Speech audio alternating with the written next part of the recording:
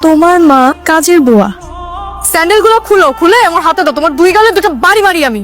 টাকা ফেরত দাও আমার, এক্ষুনি আমার টাকা ফেরত দাও। আমি ছেলে মিথ্যাটা বলে টাকাটা নিয়ে যেতে পারতাম। তাই চেহারা দেখছো আয়নায় নিজে? দাঁড়াইছো কখনো আয়নার সামনে? তোমার সাথে আমার যায়? বাস্তবতা বলতে তো একটা জিনিস থাকে, তাই না? রিয়েলিটি শব্দটা শুনছো কখনো?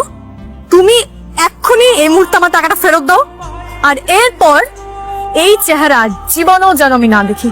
তুমি প্রয়োজন আমার সাথে সম্পর্কটা রেখো না। আরো বাজে কিছু বলতে ইচ্ছে করলে বলতে পারো। টাকাটা খুবই দরকার, বুঝছো?